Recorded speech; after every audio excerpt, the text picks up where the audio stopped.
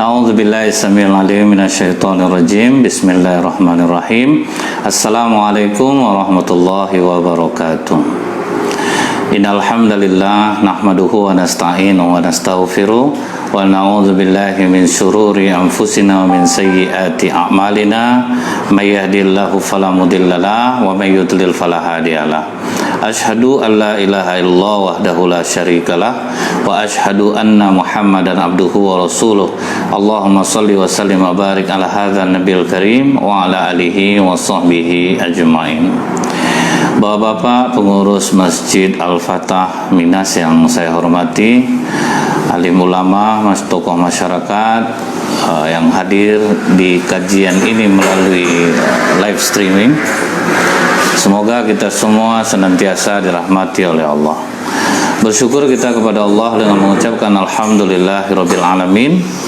Bersolawat kita kepada Rasulullah sallallahu alaihi wasallam dengan ucapan Allahumma shalli ala Muhammad wa ala alihi washabbihi wasallim. Di dalam kitab Qisasul Anbiya karya Imam Al-Ghazali rahimahullah, suatu ketika Nabi Muhammad SAW pada bulan suci Ramadan berkumpul bersama beberapa orang sahabat. Sewaktu Rasulullah berkumpul dengan beberapa orang sahabat ini, tiba-tiba Rasulullah tersenyum.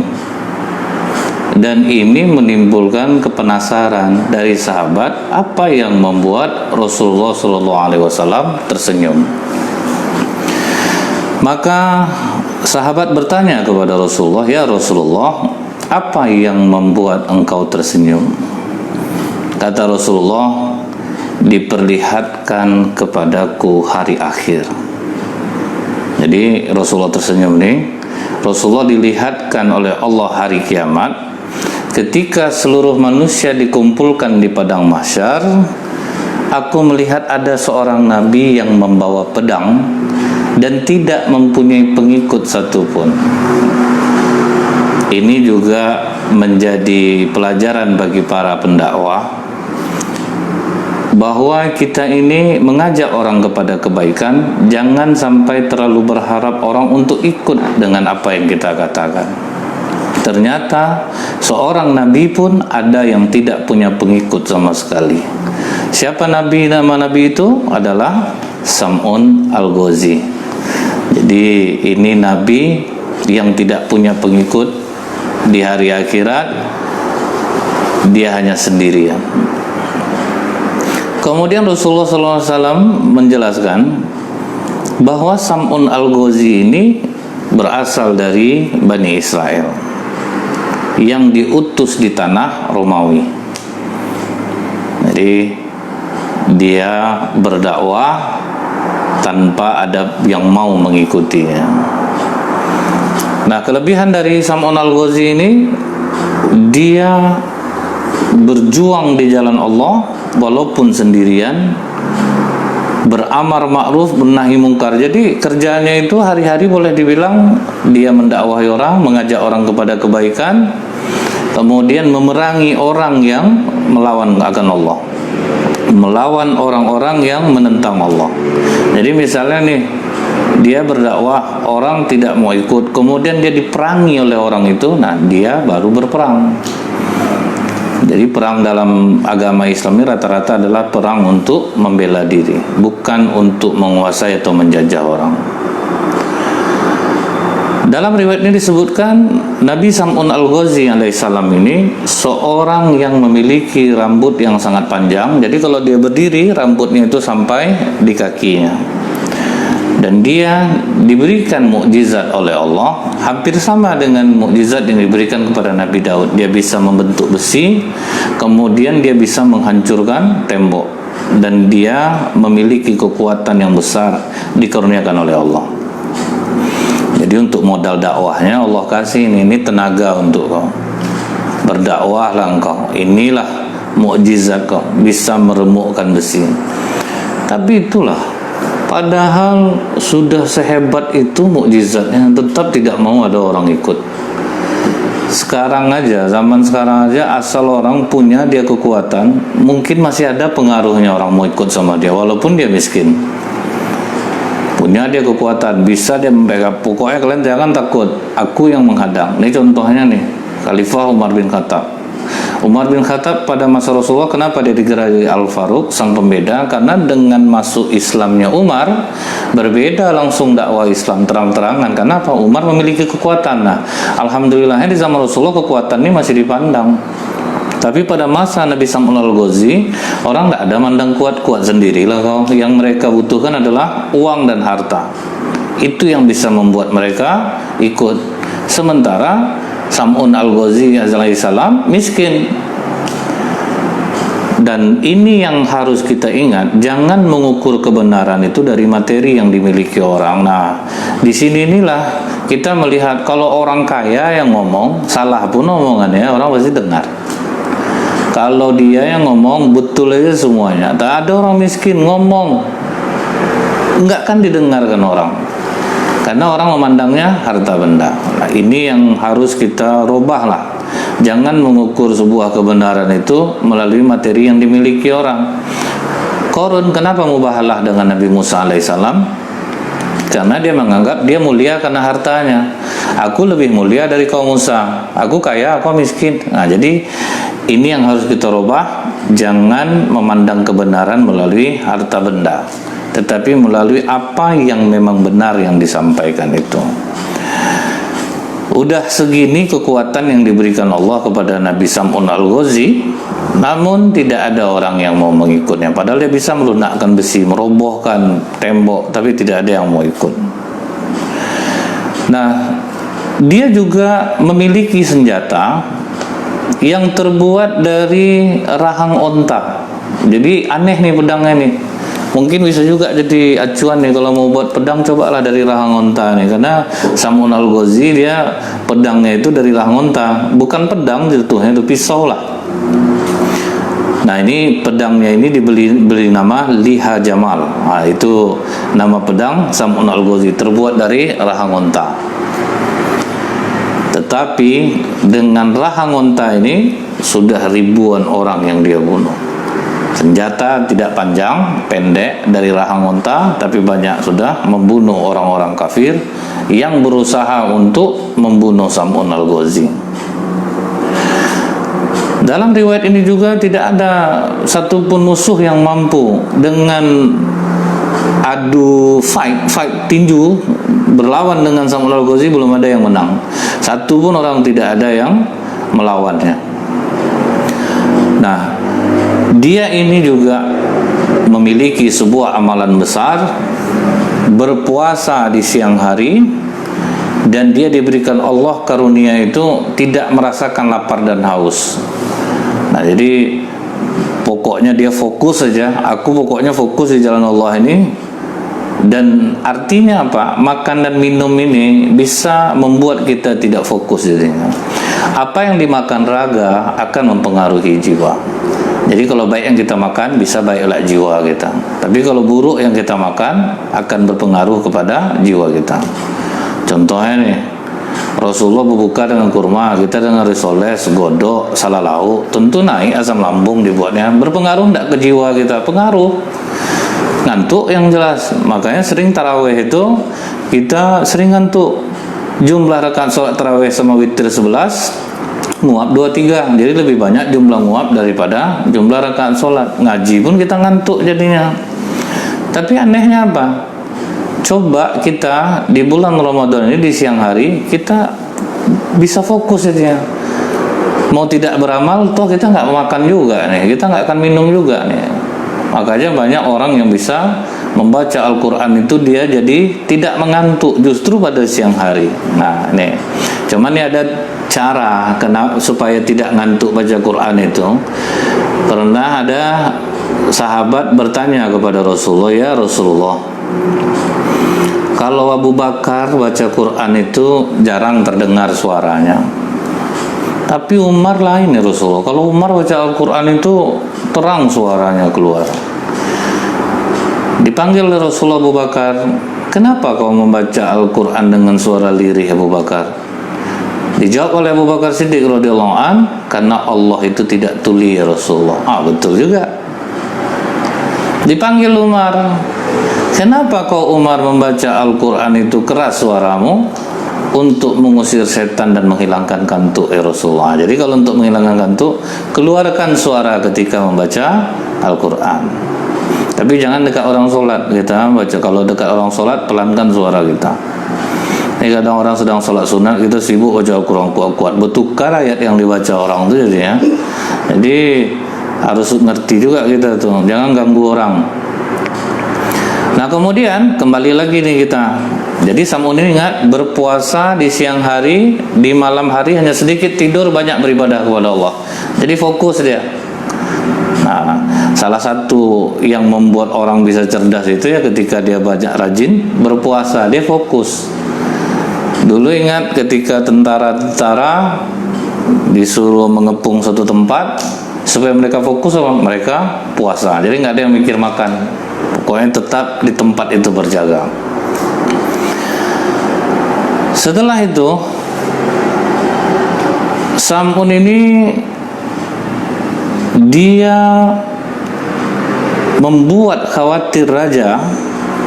Akhirnya raja meminta kepada para orang-orang kepercayaannya untuk bermusyawarah, apa kira-kira jalan supaya kita bisa membunuh Sam'un ini. Ini gagal terus kita nampak ini. Apa aja keinginan kita selalu terbantahkan oleh Sam'un. Karena dia selalu beramar ma'ruf nahi mungkar. Pokoknya dia lawan. Yang tidak baik dia lawan. Orang yang melawan dia rata-rata mati. Belum ada sejarahnya yang menang melawan Sam'un al-Ghazi. Akhirnya dibuat sebuah rencana. Nah, sepakat mereka rapat. Apa rencananya? Kita bunuh Sam'un. Caranya coba kita sayembarakan. Siapa yang berhasil membunuh Sam'un al-Ghazi akan kita berikan permata, akan kita berikan kekayaan. Karena orang paling demen nih dipancing dengan uang ini, rata-rata kena dia uang nih. Kalau sedikit ya haram, kalau udah banyak harum dia jadinya. Jadi susah orang tidak tergoda dengan uang ini. Sedangkan uang bantuan aja bisa ditilap orang sekarang. Jadi makin senang orang. Saya ingat waktu terjadi tsunami di Bandar Lampung, itu justru kesempatan bagi sebagian orang mengumpulkan sumbangan, kan tidak semuanya dikasih kan. Akhirnya dimakan, bed cover disimpan apa. Jadi justru sulit kalau godaan dengan harta ini payah. Orang kalau tidak ada sama sekali yang dia miliki, dia lebih mudah untuk sabar. Tapi kalau sudah ada di tangan, itu sulit untuk bersyukur. Jadi kalau diuji dengan uang itu berat, sulit. Orang jujur banyak lewat pun gara-gara uang ini. Nah jadi akhirnya diperkecil rencana itu. Tidak usah kita sembarakan, nanti terdengar sama Sam'un, nanti dibabatnya kita nanti tahu dia kita sembara untuk membunuh dia. Jadi caranya gimana? Udahlah istrinya aja kita bujuk. Nah ingat nih, dulu iblis merayu Nabi Adam juga lewat istri. Nah jadi perempuan-perempuan, para istri jangan lemah, jangan sampai gara-gara uang rela mengkhianati suami. Nabi Nuh istrinya yang mengkhianatinya, Nabi Lut juga istri yang mengkhianatinya, Sam'un al-Ghazi juga istri yang akhirnya mengkhianatinya. Padahal istrinya ini sayang sama dia nih. Nah dia begitu dipancing dengan duit. Nah memang itulah yang melemahkan perempuan, karena perempuan ini kan kebutuhannya besar.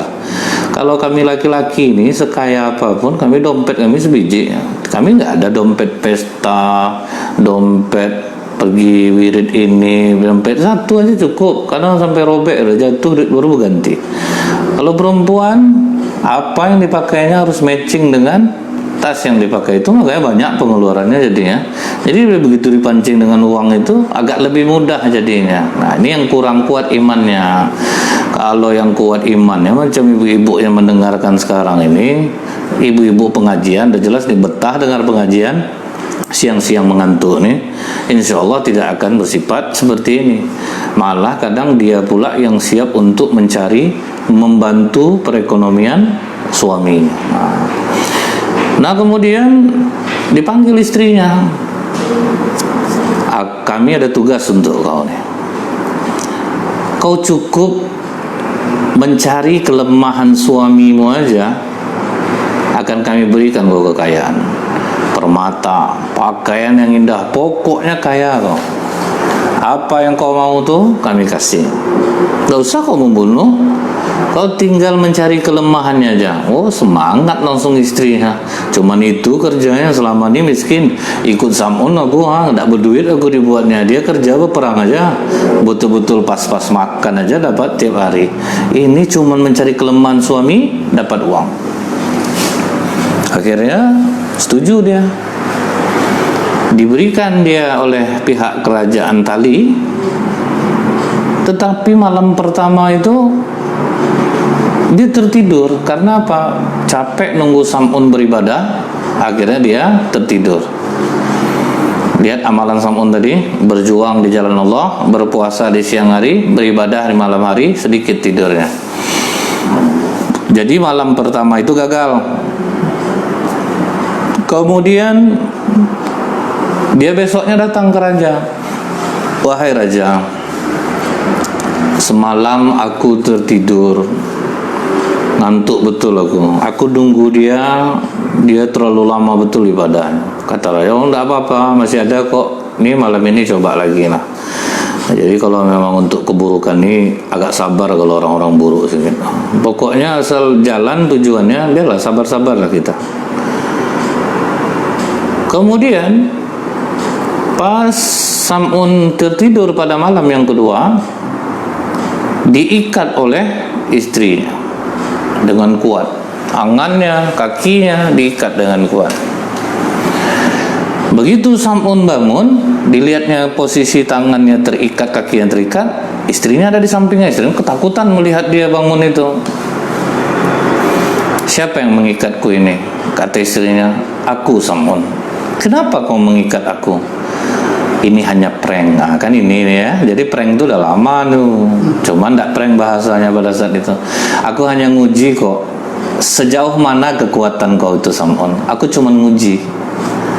Kata Sam'un, aduh, kalau tali-tali macam ini nih kecil sama aku nih. Kekuatanku ini bersumber dari Allah istriku, bukan dari aku. Allah yang ngasih kekuatan nih. Jadi kalau tali-tali seperti ini mudah bagi aku. Digerakkan oleh Sam'un sedikit saja, tanggal tali itu semuanya. Pura-pura kaget istrinya, ya Allah, kau memang kuat suamiku, beruntungnya aku mendapatkan dirimu. Kalau ada lah istri macam ini yang percaya betul pujiannya Pak ya, hati-hati itu Pak. Tiba-tiba mengikat kan. Nah pada hari berikutnya, jadi paginya melapor lagi ke raja. Kata raja, udahlah coba yang lebih kuat lagi lah talinya. Mereka cari tali yang lebih kokoh. Setelah itu mereka ikat. Istrinya mengikatnya pada malam hari. Pada pagi harinya dilihat lagi oleh Sam'un. Kau mengikatku lagi istriku? Iya Sam'un, aku hanya ingin menguji kok. Kan ini lebih keras talinya. Masih sanggup enggak kau melepaskannya? Kata Sam'un, kekuatanku ini bersumber dari Allah. Lihat, dia tidak sombong. Kalau kita pantang dipuji orang, wah kuat abang-abang ya. Apa pula enggak abang olahraga tiap hari. Oh fitness, barbel tuh pakai telunjuk aja bang kadang-kadang. Abang enggak, dia sombong lah, dia bohong lah, dia padahal bisa pakai telunjuk angkat barbel. Tapi Sam'un, kekuatanku ini dari Allah istriku. Apapun tidak akan sanggup melemahkanku. Dilepaskan oleh Sam'un, terbuka lagi. Nah, karena gagal 2 kali, daripada aku kehilangan harta kekayaan, kata istrinya, apa jalan yang berikutnya? Dirayu. Nah, ini senjata ini yang pamungkas nih. Akhirnya istri Sam'un Al-Ghazi merayunya. Wahai suamiku, kita akan sudah lama hidup bersama. Kita sama-sama mengarungi hidup ini susah, kita sama-sama. Aku yakin kau sangat mempercayai aku. Memangnya kekuatan yang dari Allah ini apa ndak ada titik lemahnya? Kata Sam'un, ada, tetapi itu hanya urusan Allah dan aku. Aku tidak akan memberikan rahasia ini kepada siapapun. Itulah serial-serial Superman. Tidak pernah tahu orang sayangnya sendiri kan tidak dikasih tahu yang kalau film Superman, film-film superhero kan. Jangan ada yang mengatakan bahwa aku ini Spiderman misalnya, seperti itu kan dirahasiakan itu. Nah, Sam'un al-Ghazi ini juga dirahasiakan. Sebetulnya Sam'un al-Ghazi ini ada difilmkan oleh orang, cuman ditukar namanya jadi Samson dan Delila. Jadi itu sebetulnya cerita Sam'un al-Ghazi. Karena dirayu oleh istrinya, diramah-ramahin dengan lemah lembut yang lain daripada biasanya. Nah, ini ingat nih Pak ya, dirayu hati-hati, lembut dari biasanya, agak lain dari biasanya, siap-siap Pak, pasti ada yang akan terjadi. Akhirnya apa kata Sam'un? Rahasia dari kekuatanku ini dari Allah adalah dari rambutku. Kalau sempatlah orang mengikat aku dengan rambutku ini, istriku, maka aku tidak akan mampu untuk melakukan apa-apa lagi. Dapatlah rahasianya. Oh, berarti dari rambutnya. Kalau di film apa dari rambut keteknya itu bohong gitu. Jadi dari rambut yang panjang itu, kalau sempat diikat aja dia dengan rambutnya, lemah ya. Jadi pada malam harinya si istrinya ini kembali. Dia potong beberapa rambut Sam'un al-Ghazi suaminya, diikatnya. Setelah dia ikat, dia tunggu. Pas pagi hari, kembali dia ketakutan. Pas Sam'un bangun. Apakah kau yang mengikatku ini? Iya. Kau mengikatku dengan rambutku, istriku? Iya Sam'un. Aku hanya menguji kok. Dicoba oleh Sam'un al-Ghazi untuk melepaskan ikatan itu, tapi ternyata memang dia sudah tidak mampu. Dia coba beberapa kali berusaha dengan kuat, dia tetap tidak mampu. Minta ampun Sam'un al-Ghazi kepada Allah. Ampuni aku ya Allah, telah membocorkan rahasia yang seharusnya tidak dia sampaikan kepada siapapun. Makanya memegang rahasia ini sulit. Jadi pada masa kerajaan dulu, orang kalau dikasih rahasia membocorkannya di mana? Di hutan. Dari tidak tahan lagi mau diomongin, ada pohon sama pohon itu dia ngomong, aku dapat rahasia ini. Karena memang sulit menjaga rahasia itu. Taruh betul lah kawan kita berahasia sama kita, jangan sampai tahu orang lain bahwa aku tuh melakukan ini. Seminim-minimnya suami itu pasti cerita sama istrinya. Nah itu yang sulit menjaga rahasia itu. Pada masa Rasulullah ada seorang anak muda yang mengetahui rahasia Rasulullah. Jadi dia di rumah tuh sering temenung dia. Datang ibunya bilang, kau ada masalah bilang lah sama ibu. Kata dia kepada ibunya, maaf ibu, aku memegang rahasia Rasulullah. Maka kata ibunya, simpan rahasia itu nak, jangan sampai ada yang tahu. Itu ibu yang hebat. Ini marah lagi sama anak, aku sama mama kau pun berahasia kau. Kan ini tidak benar, sebetulnya rahasia itu penting. Nah, jangan pula kalau kita dititipin rahasia kita pancing lah ke istri kita, abang sebetulnya ada rahasia orang dedean, tapi malas lah abang ngomong. Itu perempuan paling bantang betul itu, dia itu yang ditunggunya itu.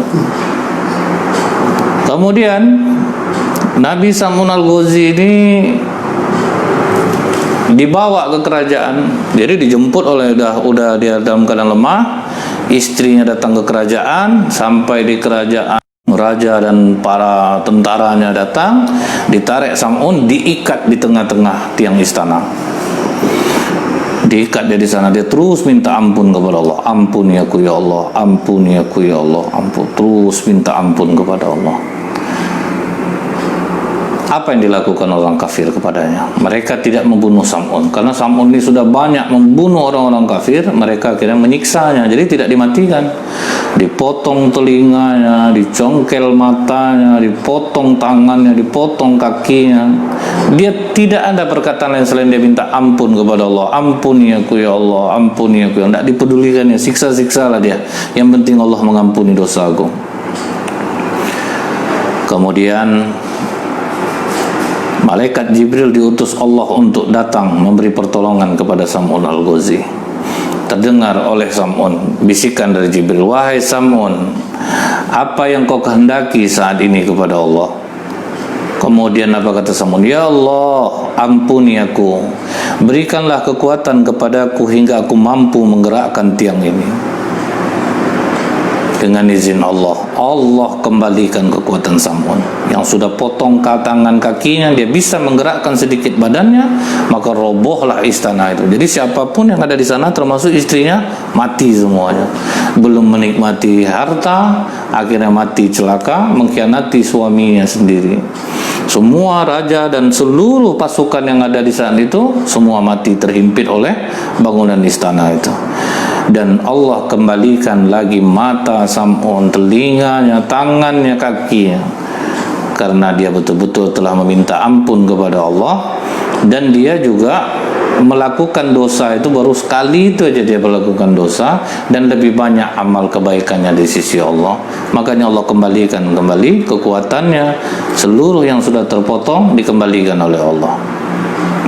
Setelah peristiwa itu, Nabi Sam'un al-Ghazi alaihissalam bersumpah kepada Allah, ya Allah, akan kutebus dosaku ini, akan aku tebus segala kesalahan yang telah kulakukan ini, ya Allah. Aku akan berjuang menumpas semua kebatilan, kekufuran selama 1000 bulan tanpa henti.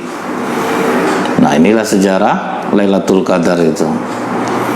Karena Sam'un al-Ghazi ini bersumpah kepada Allah atas dosa itu, dia akan tumpas kebatilan dan kekufuran selama 1000 bulan tanpa henti.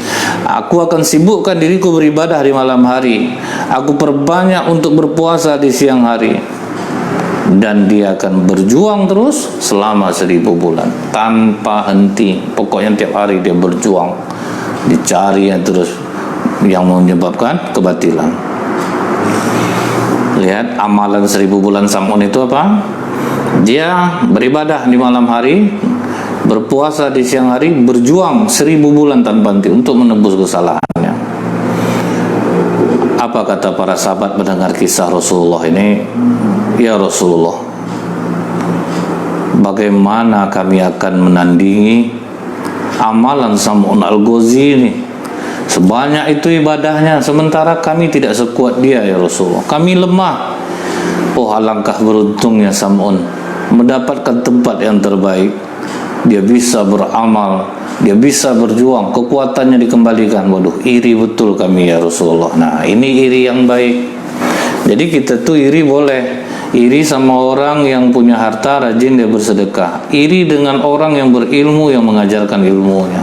Jadi iri kita lihat orang yang kok dia kuat ya amalan dia, kok rajin berpuasa ya, kok Pak Suryani orangnya tabah, sabar gitu kan. Nah, itu bisa kita iri boleh itu. Tapi kalau iri karena dunia yang dimiliki orang, ini yang tidak boleh. Nah, saat itu Allah turunkanlah kepada Rasulullah SAW surah Al-Qadar ayat 1 sampai 5. Jadi ini sejarah asbabun nuzul turunnya surat Al-Qadar. Inna anzalnahu fi lailatul qadar. Wa ma adraka ma lailatul qadar. Lailatul qadri khairum min alfi syahr. Tanazzalul malaikatu waruhu fiha biizni rabbihim min kulli amr. Salamun hiya hatta matla'il fajr. Sesungguhnya kami telah menurunkan Al-Qur'an pada malam kemuliaan. Tahukah kamu apakah malam kemuliaan itu? Malam kemuliaan itu lebih baik dari 1000 bulan. Pada malam itu turun malaikat-malaikat Jibril dengan izin Tuhannya untuk mengatur segala urusan. Malam itu penuh kesejahteraan sampai terbit fajar. Allah udah bocorkan di pertama. Sesungguhnya kami telah menurunkan Al-Quran. Nah, jadi Al-Quran inilah yang perlu kita sangat dekat untuk meraih Lailatul Qadar. Dekatlah kita dengan Al-Quran. Apakah qiraat Quran, kita membacanya, atau tilawah Quran, kita mencoba memahami dan mengamalkan Al-Quran. Nah, ini karena kalau kita membaca Al-Quran saja, itu tuh sudah bisa membuat baik hati kita ini. Karena terbukti orang yang rajin membaca Al-Quran itu kristal darahnya akan bagus jadinya. Nah, ini ditemukan oleh Profesor Dr. Masaru Emoto, orang Jepang beragama Shinto. Jadi kita baca Quran aja itu udah luar biasa. Udah bisa membuat hati kita ini baik. Karena apa? Setan kan jalan di aliran darah. Nah, kalau dia kena dengan bacaan Quran, akhirnya kristal darah kita itu jadi bagus, menyempitkan jalur iblis di dalam diri kita ini. Nah, jadi semangatlah para sahabat untuk memburu malam Lailatul Qadar ini. Namun, jadi di dalam riwayat lain disebutkan, apabila fajar telah terbit di malam Lailatul Qadar, maka Allah bertanya kepada para malaikatnya, apa yang dilakukan oleh umatku? Mereka beribadah, ya Allah, mereka berzikir, mereka berdoa, mereka membaca Al-Quran. Kemudian kata Allah, aku ampuni segala dosa-dosa mereka. Jadi itu keuntungan orang dapat malam Lailatul Qadar itu, Allah ampuni segala dosa-dosa mereka. Jadi jangan yang aneh-aneh yang kita pikirkan, nanti tandanya itu air laut membeku. Kita yang beribadah ikan yang mati, kira-kira kita kan jahat kita namanya itu kalau seperti itu tandanya kan. Kemudian kita duduk tuh terbang ke atas, itu aneh-aneh kita nih. Sampai dulu di mana berobat dekat bapak tuh tahu dapat malam Lailatul Qadar. Nggak ada kita yang tahu kita dapat, tidak ada kita yang tahu. Tetapi akan ada terasa perubahan ke dalam hati itu. Sejahtera saja hati ini, tentram saja dia. Nah itu. Jadi kalau misal orang aku dapat malam Lailatul Qadar, nggak bisa. Rasulullah aja nggak ada ngomong dia dapat malam Lailatul Qadar. Nah jadi kata Allah, aku ampuni dosa-dosa mereka kecuali 4 orang ini yang tidak akan mendapatkan malam Lailatul Qadar. Siapa 4 orang itu? Orang yang membiasakan diri minum arak, mabuk-mabukan. Ini ada yang aneh nih bulan Ramadan ini. Karena bulan Ramadan berhenti dia minum. Besok pas takbiran baru kita minum lagi. Kalau sekarang ini puasa, ada tuh yang seperti ini. Dianggapnya kalau puasa itu yang penting tidak usah minum khamar. Nanti pas malam takbiran baru kita minum khamar. Karena ingat apa kata Rasulullah, khamar itu adalah otak dari segala kejahatan. Khamar itu segala yang memabukkan. Jadi bukan minuman saja, segala yang memabukkan. Orang kalau udah kena sabu-sabu, halal semuanya. Dia tidak akan peduli keluarga, dia tidak akan peduli anak. Dampak yang dibuat oleh sabu-sabu ini besar kerusakannya. Jadi makanya kata Rasulullah, ini otak dari segala kejahatan. Jangan pernah kita terlibat lagi dengan khamar. Kalau yang dulunya pernah nih, jangan pernah, sudahlah, hentikan. Jangan sampai kita minum khamar lagi. Kemudian orang yang kedua yang tidak mendapatkan ampunan Allah atau tidak dapat malam Lailatul Qadar itu adalah wa'aqul walidain, dan orang yang durhaka kepada kedua orang tuanya. Kita ini banyak soleh udah, rajin sholat udah, tapi sama orang tua kurang baik.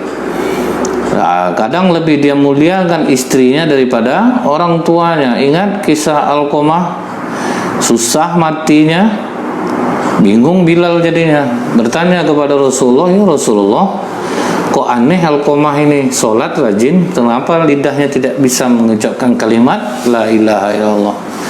Rasulullah menjawab dengan pertanyaan, masih hidup enggak orang tuanya? Kata Alqamah, kata Bilal, masih Rasul. Kalian pergi ke rumah orang tuanya.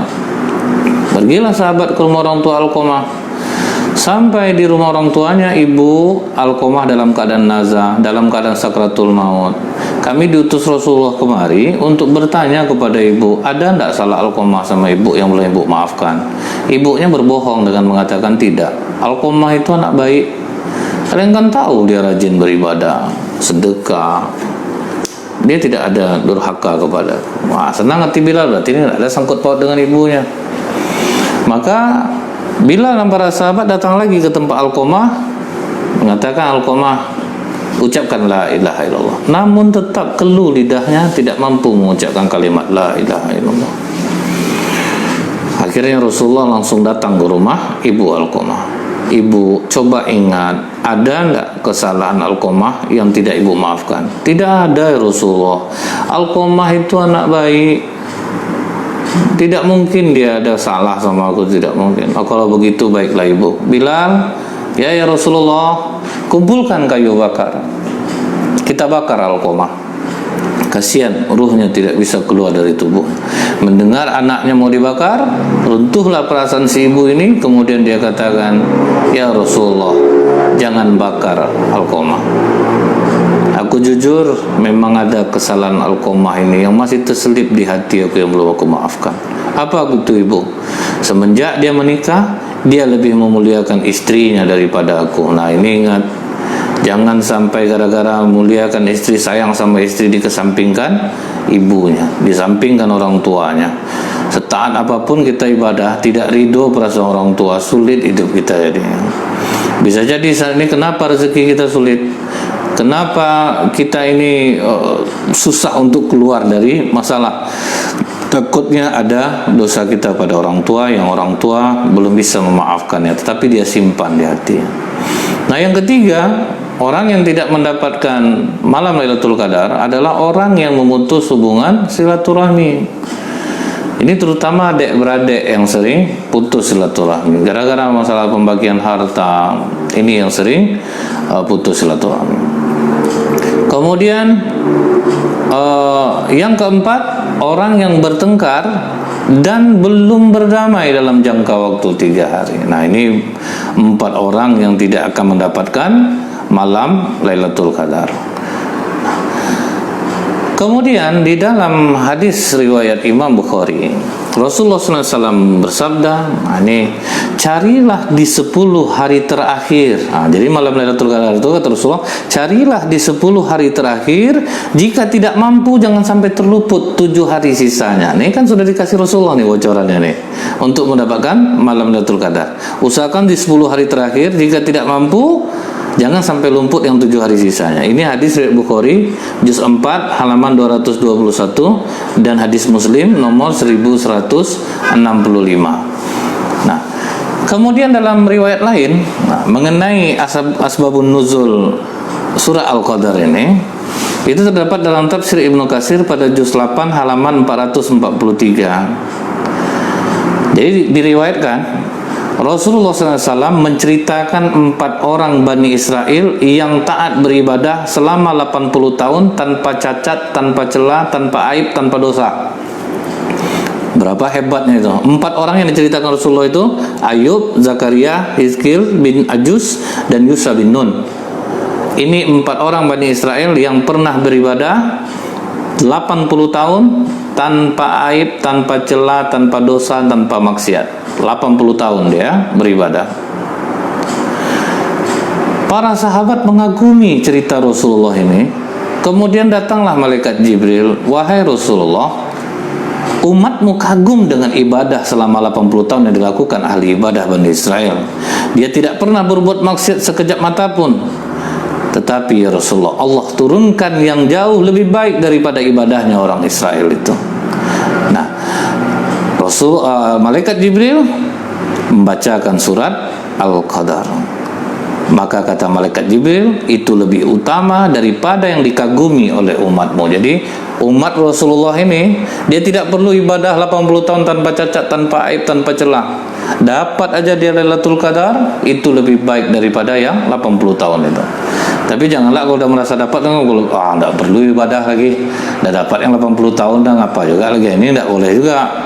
Makanya itu rahasia, tidak ada orang yang tahu dia mendapatkan malam Lailatul Qadar atau tidak. Nah baik, mungkin ini saja yang kita sampaikan sejarah dari malam Lailatul Qadar.